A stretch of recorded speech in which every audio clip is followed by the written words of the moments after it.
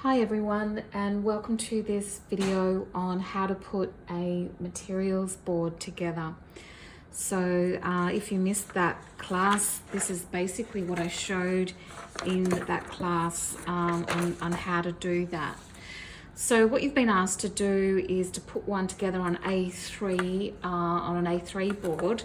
This is a piece of foam core that I've got. It's A4 in size, but yours will be A3. It'll be a bit bigger. So just so you're aware of that size change. So just for those of you that don't know what foam core is, it's this card that has sort of lightweight foam in between it. So it's, like I say, quite lightweight and good support for your fabrics and materials. What I want you then to do is to print off a sheet with all your text on it to begin with. So Michelle's put one together here, My Amazing Design, that's the title. She's got a legend down the bottom and a logo here in the bottom right. So another thing that you might like to print on this base sheet would be all your numbers where the fabrics go. So if you can imagine you've got a bunch of fabrics on here, you might want to have numbers on the outside. So that would be something you would have to work out first before you printed it. And then you've got all of that to layer your fabrics up and match them up with your numbers. You can do it that way. You could do it the numbering, like this example here that I've pulled off an old materials board. I've used Letraset on the, which is a very old fashioned thing. You probably won't even get it anymore, but it's like a little number plastic, a number that's printed onto a film of plastic, and you rub it off onto something. But you could just print off numbers and maybe adhere them to the fabrics as well. Anyway, we'll have a look at that a bit later. But suffice to say, what is important is to get that smooth sheet on the bottom with all your main things printed on: title, legend, and logo. So you would have seen a few in the example presentation where they're not all printed on a nice piece of paper on the bottom and cut out. If they're cut out and stuck in different spots, it just doesn't look super professional, and we want our board to look as professional as possible. So you'll print that off, and what you're going to need to do then is get some spray adhesive and glue that to, so you'll follow the instructions on the pack of spray adhesive, and then place it on top of your card. Now you could use a rolling pin to roll it out and stick it beautifully to your base foam core, or something like that, maybe a soft cloth, and just wipe it with your hand even, but you just want to get all those air bubbles out so your base is stuck nicely to and neatly to your foam core. You can get foam core that is already self-adhesive, and that makes that a little bit easier, but the spray adhesive works. If you can't get it, obviously, whilst if things are in lockdown, however, I guess that doesn't super matter at the moment because you'll be giving me a photograph of this anyway. Okay, so that's your base. Now what you need to work out is your fabrics. So you can present your fabrics in a number of ways. You can present them cut in little bits, maybe flat onto the base of the board.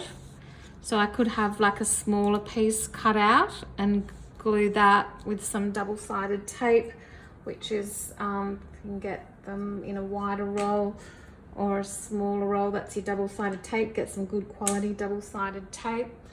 To get this zigzag edge, you'll need pinking shears. So they're these kinds of scissors that have this zigzag edge, and you can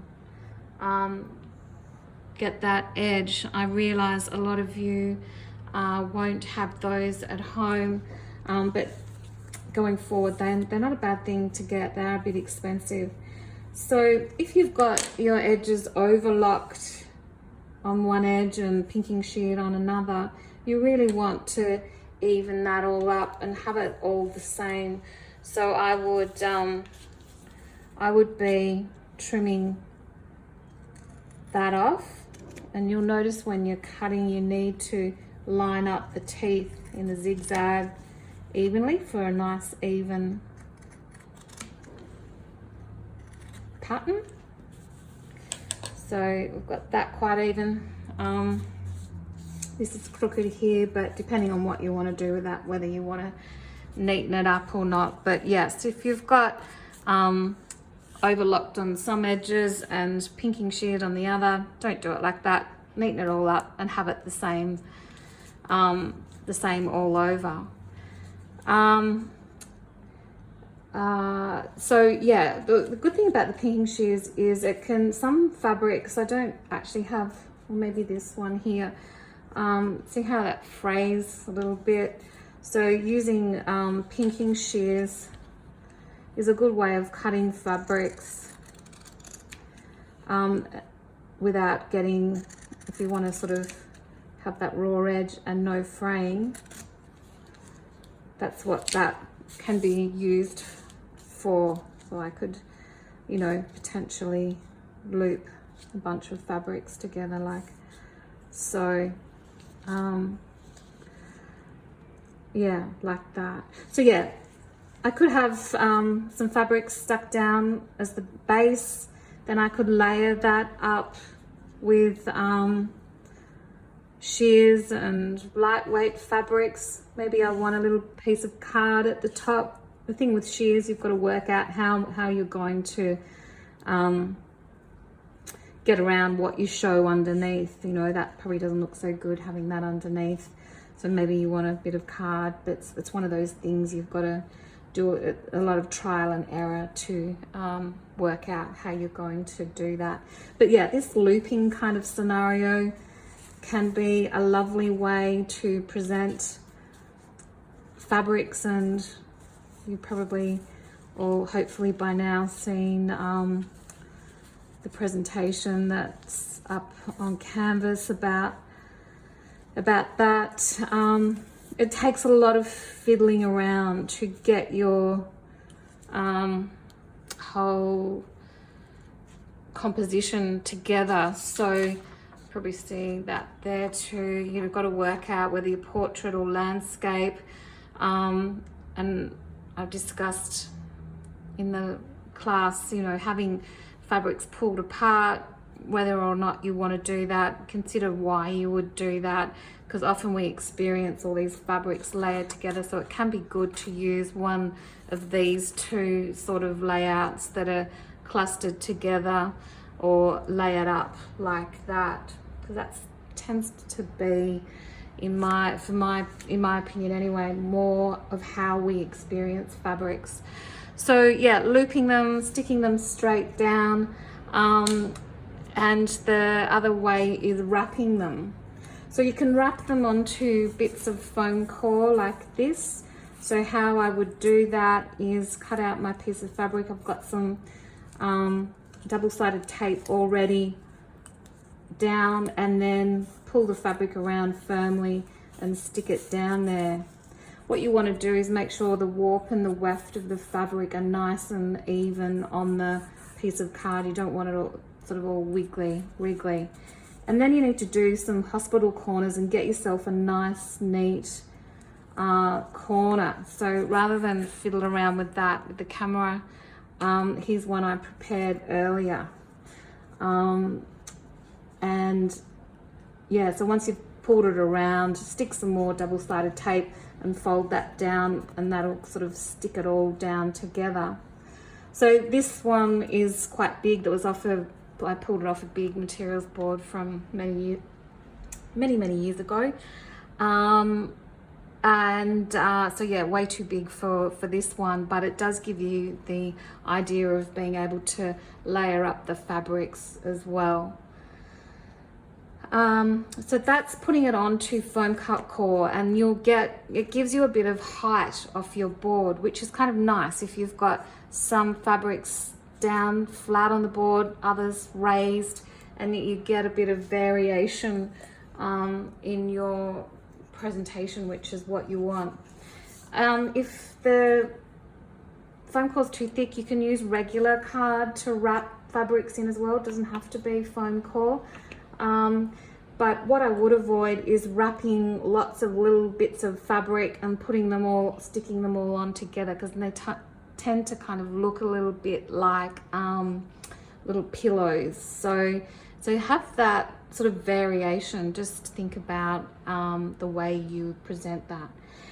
You can even incorporate carpet, flooring, that kind of thing onto your materials board. Be careful with bits of timber, because they can be very big and bulky, and unless you got a dad with a beautiful saw that can cut it down to be really nice and small, I would look at other ways that you could represent timber. So maybe you could print some timber off and wrap it around a piece of foam core like that to have a bit of timber on your board. Trying to keep the flooring, whether it's carpet or timber, towards the bottom, your other things above. You don't need to do this kind of thing because this was from a board that was materials and other things together, but yours is going to be just materials. So I would keep it to just the materials. You could use some stone as well, potentially, if you've got stone in your design. Pattern, I wanted to talk about pattern. So sometimes we don't have all the pattern that we want to be able to show. So we do the best with what we've got. Obviously, if you've got the choice, don't just show that amount of the fabric unless that's what you're wanting to get across. Try to show as much of the way the fabric is as possible. Of course, the materials boards are viewed in conjunction with all your other presentation boards, so they're not generally viewed alone. There'll be other supporting things there with it. So yeah, I guess the idea is to keep these really neat, those corners, keep things consistent, use pinking shears for everything, or not at all. Of course, wallpapers are going to be great to show here. I could have a piece of wallpaper in the background, but yeah, keeping my layout sort of in mind, like we talked about with our presentation boards, keeping that whole presentation consistent. So yeah, where you put your logo, where you put your title, all of those things.